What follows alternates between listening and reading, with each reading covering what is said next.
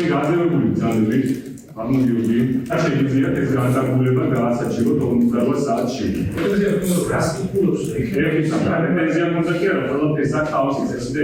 ბრალდებულ გიორგი ქორქიას მოსამართლემ პროკურატურის მოწმისთვის მიმართვა არაპატია. სასახლის ღობის საქმეზე დაკავებულ კაცს პროცესი მხოლოდ იმის გამო დაატოვებინეს, რომ გამომძიებელს მოუწოდა ჩვენება ზეპირად მიეცა და ფურცლიდან არ წაეკითხა.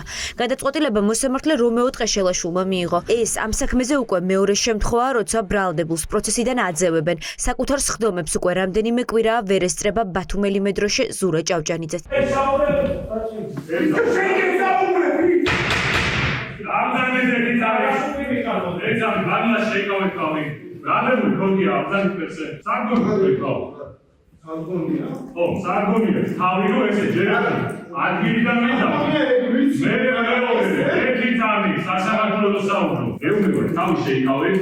შენიშნას გაძლევთ და თქვენ არჩევთ. შესაბამისად ეს არის სასამართლოს მითითების შეუსრულებელი. მოწმე, რომელიც ჩატარებული საგამოძიებო მოქმედებების შესახებ ინფორმაციას ფურცლიდან კითხულობდა, საქმის ერთ-ერთი გამომძიებელი აკაკი ქადაგიშვილია. მან 5 ოქტომბერს ათონელის რეზიდენციის მიმდებარე ტერიტორია დაათვალიერა. პროკურორის გადაწყვეტილებით ჩვენს დეპარტამენტს დაევალა სხვადასხვა საგამოძიებო მოქმედების განხორციელება. ვიმყოფებოდი შემთხვევის ადგილზე და დავათვალიერე რამდენიმე მიმდებარე ქუჩა. ფილაქნები იყო აყრილი, საბურავები დამწვარი, ვიდეო სამეთვალყურეო კამერები სხვა მიმართულებით მიტრიალებული, დახრილი სავარაუდოდ, იმიტომ რომ დანაშაულის ჩადენის დროს ფიქსაცია არ მომხდარიყო. ალბათ ვიღაცას არ უნდოდა რომ მისი დანაშაული ასახულიყო. წესით ყველა საეჭვო გარემოებაზე ინფორმაცია გამომძიებელს საქმის პროკურორისთვის უნდა გადაეცა, თუმცა სხვა მიმართულებებით გატრიალებულ სამეთვალყურეო კამერებზე ირკვევა, რომ ქადაგიშვილს საქმის ზედამხედველი პროკურორისთვის არაფერი უთქვამს. კამერები იყო მიმართული რომ სავარაუდოდ იმიტომ არასახულიყო სავარაუდოდ დანაშაული.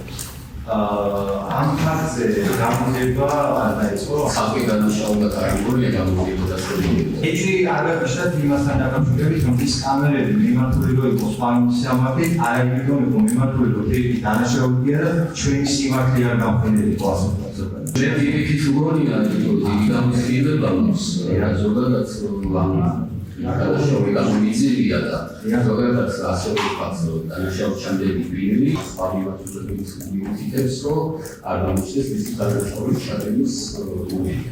სასახლის ღობის საქმეზე დღეს გამოიკვლიეს ვიდეო მტკიცებულებებიც. კადრები, რომელიც დიდი შეკრების დღეს პრეზიდენტის სასახლესთან შინაგან საქმეთა სამინისტროს ოპერატორებმა გადაიღეს.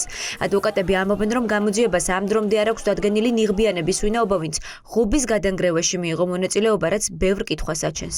ყველას ერთი და იგივე ბრალი აქვს საყენებული, შესაბამისად პროკურატურა ყველას ერთი და იგივე ქვაბში ხარშავს. თუ ვინმე ნიღბიანმა რაღაცა დააზიანა და იქ რომელიმე ბრალდებული გამოჩნდა ახლომახლო პერიმეტრში, რატომღაც ავტომატურად თვლიან, რომ ჩვენი დაცვის ყოფებიც არიან დამნაშავეები, რაც სამართლებრივად საერთოდ აბსურდია. ძალიან ბევრი კითხვა არის, ძალიან ბევრი კითხვა და ზოგიერთ შემთხვევაში გამოძიებამ შეგნებულად არ გასცა პასუხი. ამ დროს გამოკლო მტკიცებულებები, ძირითადად იყო მოწმეები და მოწმეებმა არავითარი ერთ-ერთი არცერთ მნიშვნელობის ხასიათის ინფორმაცია არ მიუწოდებიათ, გარდა ზოგადი სახის ინფორმაცია, რომელზეც იცედაც არის ცნობილი. ვიდეო მასალებში, როგორც ვიცით, ალექსანდრე ჩილაჩავასთან მიმართებაში და ამ შემთხვევაში სულ ხანთან დაკავშირებით არავითარი არცერთ მტკიცებულება პროკურატურას არ გააჩნია. სასახლის ღობის საქმეზე პროკურატურა მტკიცებულებების გამოკვლევას ამთავრებს, თუმცა დღემდე არ არსებობს პასუხი კითხვაზე, რატომ არ ჩადეს საქმეში იმ კამერების ჩანაწერები, რომელიც ათონელის სასახლის შიდა პერიმეტრზეა დამონტაჟებული. შეადგენს რამდენიმე ათეულობით ტერაბაიტ მასალას.